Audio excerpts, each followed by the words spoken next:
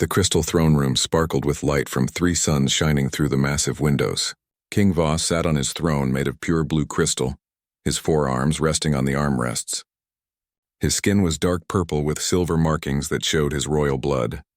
At 8 feet tall, he was smaller than most Kalari warriors, but his presence filled the enormous room. Human Ambassador Leo walked slowly across the smooth floor. His simple brown uniform looked strange in this place of beauty and power. The Kalari guards watched him with their large orange eyes. Their natural armor plates clinked softly as they moved. Leo had visited many alien worlds, but the Kalari Empire still amazed him with its beauty. Ambassador Leo, King Voss spoke in perfect English. His voice was deep and sad. Thank you for coming to our world. Leo bowed his head slightly. Your Majesty, your message said this was urgent. How can humanity help the Kalari Empire? The king's forearms moved in a gesture of great sadness. In Kalari culture, showing emotion was rare. Kings never showed weakness. But today King Voss looked like a father in pain. I must show you something, the king said. He pressed a button on his throne with one of his lower arms. Bring her. The massive doors opened with a soft sound. 2 female guards walked in carefully. Between them was a figure so small and thin that Leo almost gasped. The princess wore royal robes of silver and blue, but they seemed too big for her tiny frame. Princess Nira was nothing like other Kalari.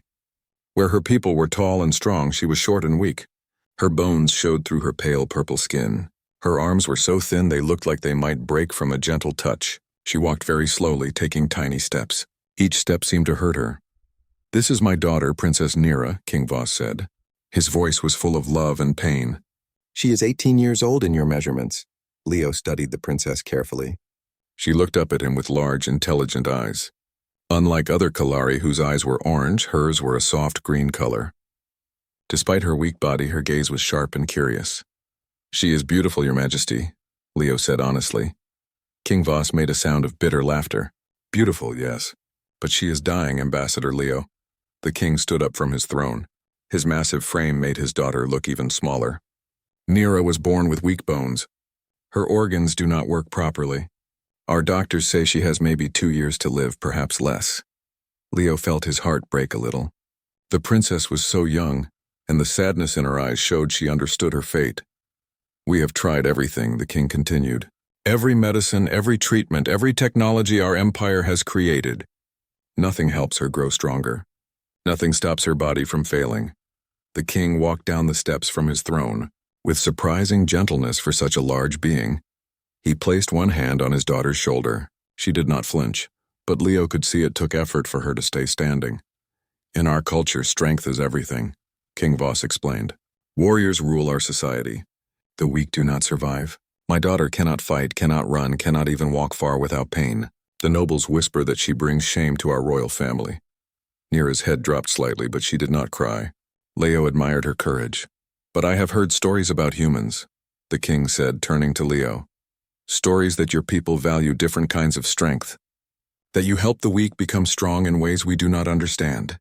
Leo nodded slowly. He was beginning to understand why he had been called here. I have a proposal for you, Ambassador, King Voss said. Take my daughter to your human colony ship. Teach her your ways. If you can make her strong enough to survive, I will give humanity exclusive mining rights to our crystal deposits. Leo's eyes widened. Kalari crystals powered faster than light travel. They were the most valuable resource in the galaxy. Many wars had been fought over smaller crystal deposits. Your Majesty, that is incredibly generous, but I must ask, why would you trust us with your daughter's life? The king's forearm spread wide. Because I have no choice. My doctors say she will die soon. My nobles want me to name a new heir. Some even suggest I should let nature take its course. His voice became angry. But she is my daughter. I will try anything to save her. Leo looked at Princess Nira again. She was listening to every word, and he could see intelligence burning in her green eyes. This was not just a weak girl. This was a young woman with a sharp mind trapped in a failing body. Princess Nira, Leo said gently. What do you want? Everyone in the room seemed surprised by the question. Even the guards turned to look. In Kalari culture, daughters rarely spoke for themselves, especially weak daughters. Nira looked at her father, then back at Leo. When she spoke, her voice was soft but clear. I want to live, Ambassador Leo. I want to be more than what everyone says I am. Her simple words hit Leo like a punch. Here was someone who refused to give up, even when her own body was giving up on her. "Your Majesty," Leo said, "I accept your proposal, but I have conditions." King Voss raised his eyebrows, which was a sign of surprise among his people. First, Princess Nira must agree to come willingly. Second, she will be treated as an honored guest, not a patient or prisoner. Third, if our methods do not work, you will not blame humanity or break our alliance. The king thought for a long moment. Agreed. But Ambassador, I must warn you, my daughter has never been away from the palace. She has never been around other species. This will be very difficult for her. Leo smiled. Your Majesty, humans specialize in doing difficult things. 2 days later, Leo stood in the docking bay of his ship, the New Hope. It was a human colony vessel, designed for long journeys and self-sufficiency. Compared to the crystal beauty of Kalari architecture, it looked plain and simple. Princess Nira walked slowly up the ramp, supported by a walking stick made of light metal. She wore simple human clothes now, soft fabric pants and a shirt instead of heavy royal robes. The clothes were too big for her, but she looked more comfortable. Behind her came 2 large cases containing her few personal belongings. The king had wanted to send servants and guards, but Leo had refused. She needs to learn independence, he had explained. Dr. Maya Richards waited at the top of the ramp. She was the ship's chief medical officer, a woman in her 50s with kind eyes and gentle hands. Leo had chosen her specifically because she had experience helping humans with disabilities. "Welcome aboard, Princess Nira," Dr. Maya said with a warm smile. "I know this must be scary for you." Nira nodded but did not speak. Her green eyes were wide as she looked around the ship's interior. Everything was curved and soft where Kalari ships were straight and hard. The lighting was warm yellow instead of bright white. Even the air smelled different, like growing plants instead of recycled atmosphere. "Let me show you to your room," Leo said. "We've prepared a special space for you." They walked slowly through the ship's corridors. Nira had to stop several times to rest, but she did not complain. Human crew members they passed smiled and nodded respectfully. Some were curious about their alien guest, but they had been instructed to give her space. Nira's room was located near the medical bay. It was simple but comfortable, with a soft bed, a desk, and a large window looking out into space. The artificial gravity was set lower than normal to make walking easier for her. "The bathroom is through that door," Dr. Maya explained. "Everything is designed to be easy to use. If you need help with anything, just press this button and someone will come." Nira sat carefully on the edge of the bed. The mattress was much softer than anything she was used to. "It is very different from home," she said quietly. "Different can be good," Leo said. "Your father sent you here because the Kalari way was not working. We want to try the human way." "What is the human way?" Nira asked. Leo sat down in a chair across from her. "Humans believe that everyone has strength inside them. Sometimes that strength is hidden or sleeping. Our job is to wake it up." Dr. Maya opened her medical bag. "Princess, I'd like to examine you if that's okay. But I promise to be very gentle. Human medicine is different from Kalari medicine." Nira nodded. She was used to painful medical tests and rough handling from doctors who saw her as a problem to solve, rather than a person to help. But Dr. Maya's examination was unlike anything Nira had experienced. The doctor's hands were warm and careful. Her instruments were quiet and did not hurt. Instead of poking and prodding, Dr. Maya asked questions about how Nira felt and what caused her pain.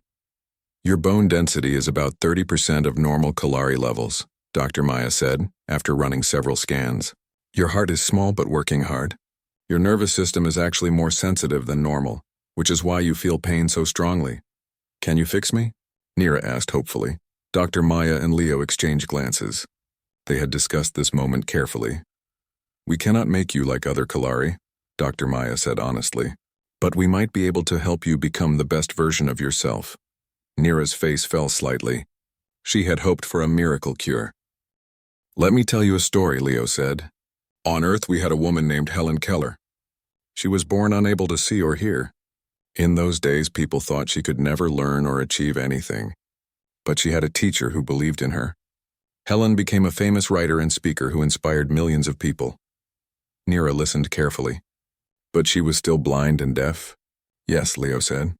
"But she found ways to be strong that no one had imagined. She turned her differences into advantages. Over the next few days, Nira began to settle into life aboard the human ship. The crew was kind but not overly helpful. They let her struggle with things like opening doors and reaching high shelves, but they were always ready to assist if she truly needed help. The food was strange but tasty. Humans ate many different flavors, unlike Kalari, who preferred simple, efficient nutrition pastes. Nira discovered she liked sweet fruits and spicy vegetables.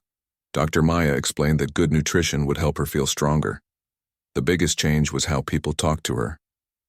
On her home world, everyone spoke to her like she was fragile or stupid. They used simple words and spoke slowly, but the humans talked to her normally, asking her opinions and including her in conversations. "What do you think about the asteroid field we're passing through?" asked Tom, the ship's navigator, during dinner one evening. Nira looked out the large window at the glittering rocks floating in space. "It's beautiful," she said, "like jewelry scattered across black cloth." "That's a lovely way to describe it," said Dr. Maya. "You have an artist's eye." No one had ever called Nira an artist before. On her world, art was considered a waste of time. Only warriors and scientists were valued. "I used to draw when I was younger," Nira admitted. "But my tutor said it was foolish for a princess to spend time on such things." "Do you still want to draw?" Leo asked. Nira nodded shyly. The next day, Leo brought her a sketchbook and colored pencils. Nira's hands shook as she held them. Her fine motor control was poor because of her condition, but she was determined to try. Her first drawings were shaky and unclear. But as she practiced, they improved. She drew the view from her window, the interesting faces of the human crew and memories of her Crystal Palace home. "Art is good therapy," Dr. Maya explained. "It helps train your hands and eyes to work together. It also helps express emotions." As the days passed, Leo began introducing Nira to human philosophy and history. He showed her videos of human athletes who had overcome disabilities to achieve great things. He told her stories of leaders who were not the strongest or fastest, but who inspired others through their ideas and determination. "Humans are not the strongest species in the galaxy," Leo explained one day as they sat in the ship's small library. "We are not the smartest or the fastest, but we are stubborn. We refuse to give up." "Is that why other species fear you?" Nira asked. She had heard whispers among Kalari nobles about dangerous humans. Leo smiled. "Maybe. When you cannot be defeated, you become very dangerous to your enemies, but you also become very valuable to your friends." 1 week after arriving on the ship, Dr. Maya announced it was time to begin physical therapy. Nira was nervous. Every attempt at exercise in the past had ended in pain and failure. "We'll start very slowly," Dr. Maya promised. "The goal is not to make you strong like a Kalari warrior. The goal is to make you stronger than you were yesterday." They began in the ship's small medical gym. The first exercise was simply standing up from a chair without using her hands. Nira tried and failed several times. Her legs were too weak and her balance was poor. "I cannot do it," she said, frustrated and close to tears. "You cannot do it yet," Leo corrected gently. "That is different." He showed her how to position her feet differently and use her core muscles instead of just her legs. It took 20 tries, but finally Nira stood up without help. "I did it," she gasped, amazed. "Yes, you did," Dr. Maya said with a big smile. "That was excellent." Nira felt something she had never experienced before, pride in her physical achievement. It was a small thing, but it was hers. The next exercise was walking across the room without her walking stick. Nira made it halfway before her legs gave out. But instead of falling hard, she had learned to sit down gently when she felt herself weakening. "Better," Leo said. "Tomorrow we'll try for 3/4 of the way." Each day brought small improvements. Nira could stand for longer periods. She could walk a few more steps. Her hands became steadier from drawing practice. Most importantly, she began to believe that improvement was possible. The crew treated each small victory like a major celebration. When Nira managed to walk the full length of the corridor, the night shift gave her a standing ovation. When she drew a picture that looked exactly like the captain's cat, it was hung in the main dining hall. "Why do you celebrate such small things?" Nira asked Leo one evening. "Any Kalari child could do these things easily." "Because they are not small to you," Leo replied. "Strength is not about comparing yourself to others. It's about becoming better than you used to be." 3 weeks into her stay, something unexpected happened. The ship's sensors detected unusual energy patterns in a nearby star system. Captain Torres called all senior staff to a meeting, and Leo asked if Nira wanted to attend.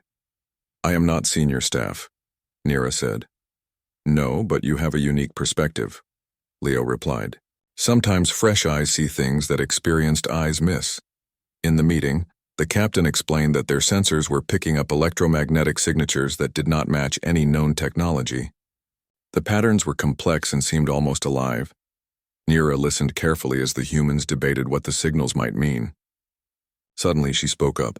"May I see the sensor data?" she asked quietly. The science officer looked surprised but pulled up the readings on the main screen. Nira studied the wave-like patterns for several minutes. "These look like the songs my people's healers used to sing," she said finally. "Long ago, before we had modern medicine, Kalari healers believed that certain sound frequencies could heal the body. The patterns have the same mathematical relationships." The room fell silent. Captain Torres leaned forward. "Are you saying these signals might be some kind of healing technology?" "I do not know," Nira said honestly, "but the patterns are not random. They have meaning." Later investigation proved Nira was right. The signals were coming from an ancient automated healing station left by a long-dead civilization. The discovery would prove valuable to both humans and Kalari. "How did you see that when we missed it?" Dr. Maya asked Nira later.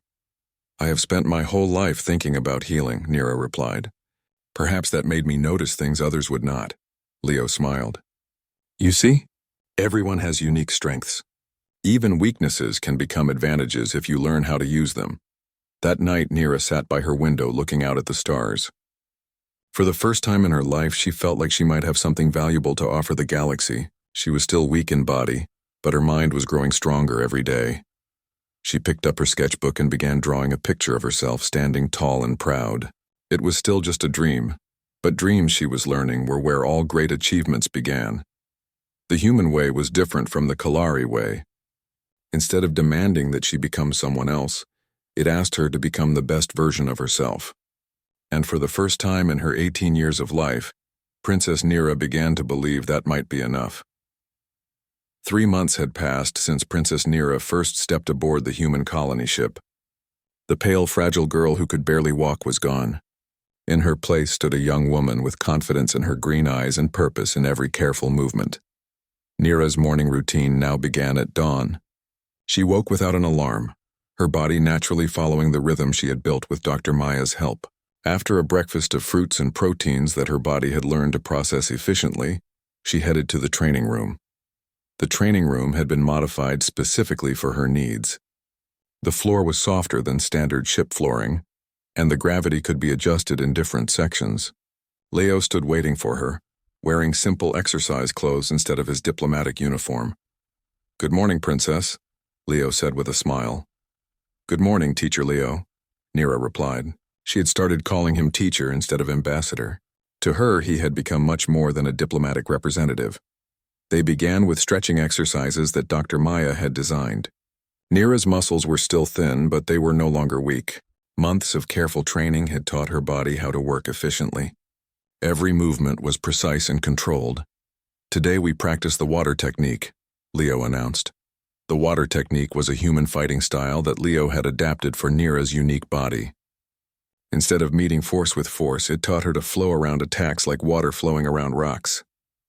Her light weight and improved flexibility made her perfect for this approach. Leo picked up a training stick and moved toward her slowly. In the early days, Nira would have panicked and tried to run. Now she watched calmly, studying his approach. When Leo thrust the stick toward her, Nira did not block it. Instead, she stepped aside and let it pass harmlessly by her. As Leo's momentum carried him forward, she gently pushed his back, causing him to stumble. "Excellent," Leo said, regaining his balance. "You used my own strength against me." They practiced for an hour, with Leo gradually increasing his speed and complexity of attacks. Nira never tried to overpower him. Instead, she danced around his movements, redirecting his energy and finding opportunities to strike back at vulnerable points. "Your electromagnetic sensitivity is getting stronger," Dr. Maya observed from the doorway. She had been watching the training session with interest. This was true. As Nira's overall health improved, Her unusual sensitivity to electromagnetic fields had become more pronounced. She could sense the bioelectric fields that all living beings produced. This meant she could detect when someone was about to move before they actually moved. It is like seeing shadows before the person appears, Nira explained to Dr. Maya. I can feel Leo's muscles preparing to strike before he actually does it.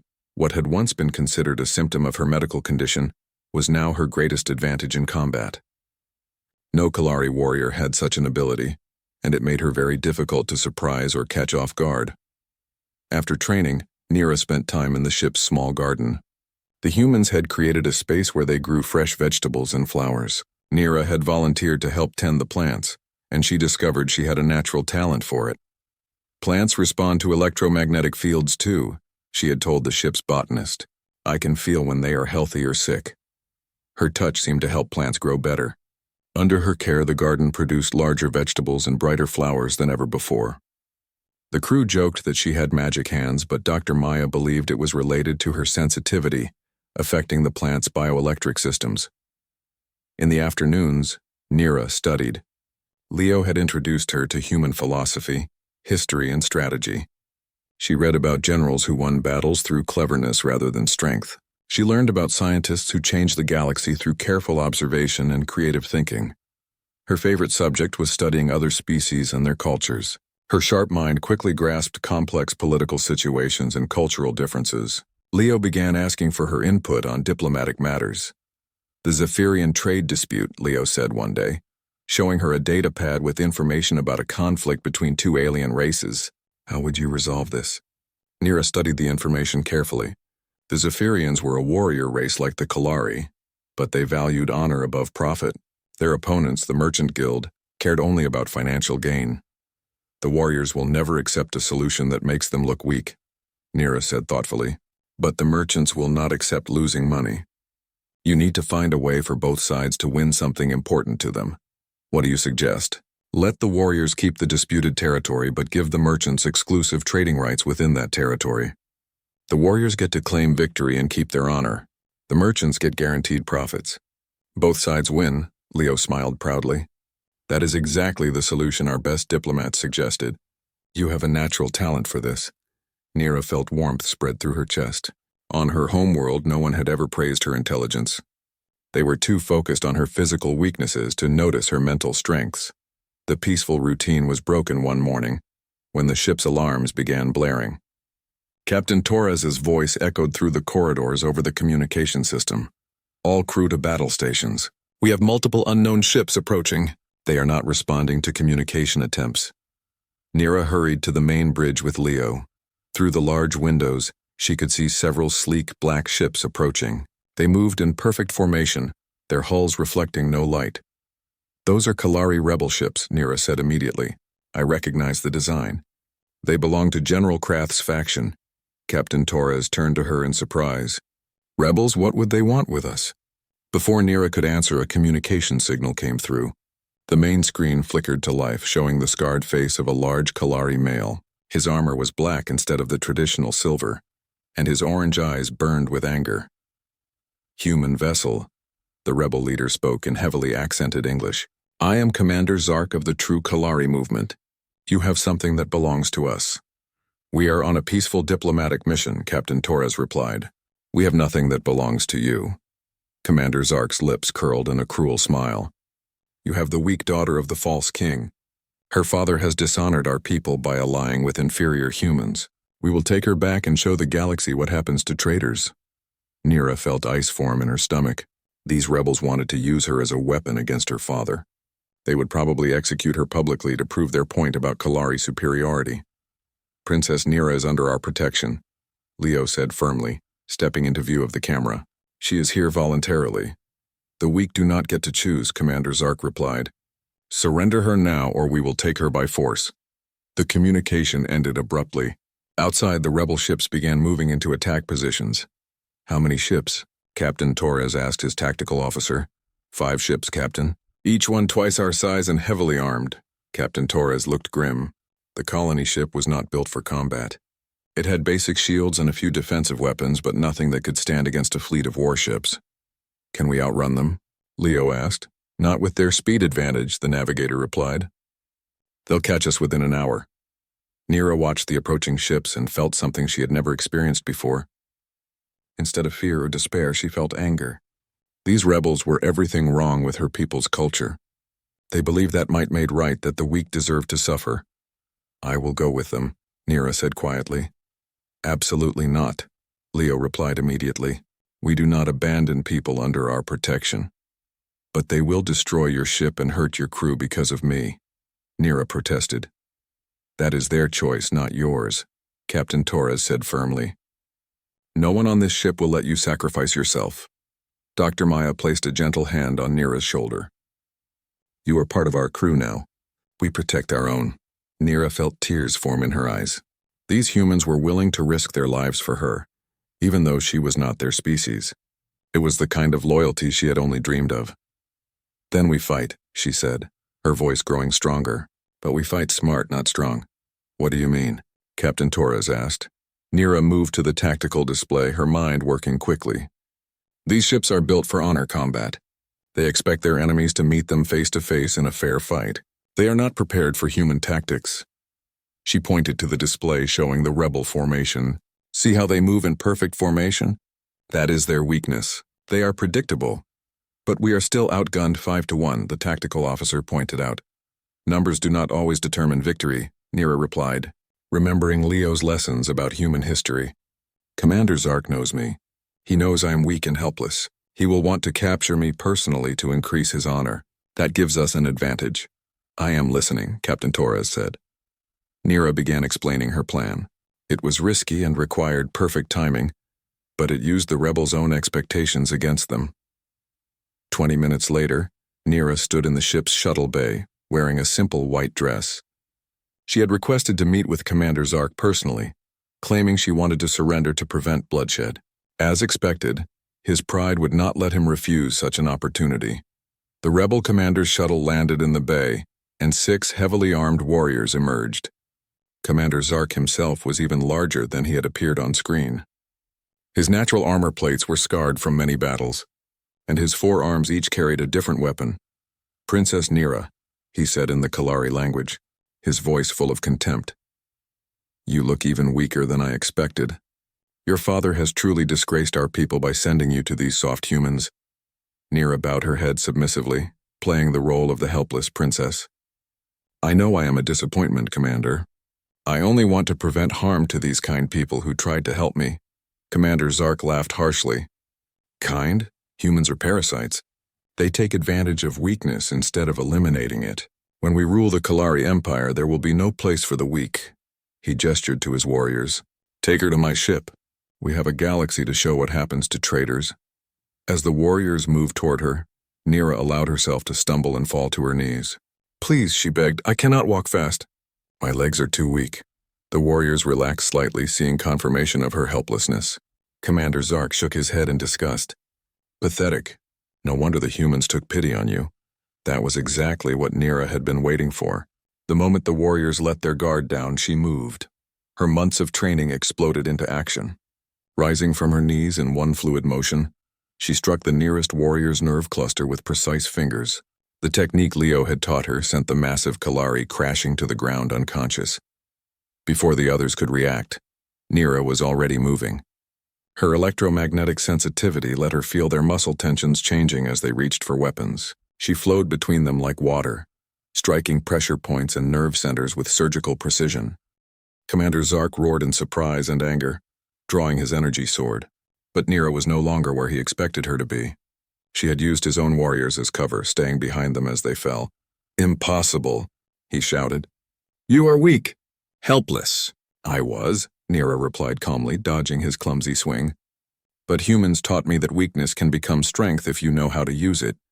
She demonstrated by using his own momentum against him.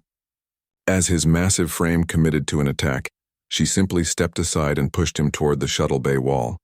His own weight and speed did the rest. Meanwhile, Captain Torres had implemented the rest of Nira's plan. While the rebels were distracted by what they thought was her surrender, the human ship had maneuvered into an unexpected position. Instead of trying to fight all 5 rebel ships at once, they focused all their firepower on one target. The rebels, expecting a traditional honor duel, were caught completely off guard when the humans ignored the rules of fair combat. By the time they realized what was happening, their formation was broken, and their leader was captured. Commander Zark lay on the shuttle bay floor, groaning from his impact with the wall. Nira stood over him completely unharmed. Her electromagnetic sensitivity had let her predict and avoid every one of his attacks. "How?" he gasped, looking up at her in shock. "You saw only my weaknesses," Nira replied. "The humans taught me to find my strengths." Captain Torres and his security team arrived to take the rebel warriors into custody. Through the shuttle bay windows, they could see the remaining rebel ships retreating. Without their leader and caught completely off guard, they had lost their advantage. "Princess Nira," Captain Torres said with amazement. "That was incredible." Nira smiled, but she felt different than she had expected. The victory did not make her feel superior or powerful. Instead, she felt sad for Commander Zark and his warriors. They were trapped by the same thinking that had once trapped her. "They are not evil," she explained to Leo later. "They are afraid. Afraid that change means losing everything they believe in." "And what do you believe in now?" Leo asked. Nira thought carefully before answering. "I believe that strength comes in many forms. I believe that helping others grow is better than proving you are better than them. I believe that differences make us stronger, not weaker." News of the encounter spread quickly. Within days, King Voss himself arrived with a small fleet of loyal ships. He came aboard the human vessel with tears in his orange eyes. "My daughter," he said, embracing Nira carefully. "When I heard about the attack, I feared the worst." "I'm well, father," Nira replied. "Better than I have ever been." King Voss looked at her with amazement. She stood straighter, moved with confidence, and spoke with authority. But more than that, there was a light in her eyes that had never been there before. "You have grown strong," he said wonderfully. "I have grown into myself," Nira corrected. "The humans did not change what I was. They helped me become what I was meant to be." The king turned to Leo with deep gratitude. "You have given me back my daughter and given her a future. How can I ever repay this?" "The alliance between our peoples is payment enough," Leo replied. "But more than that, Princess Nira has given us as much as we have given her. She helped us avoid a war and showed us new ways of thinking." In the weeks that followed, Nira found herself in a unique position.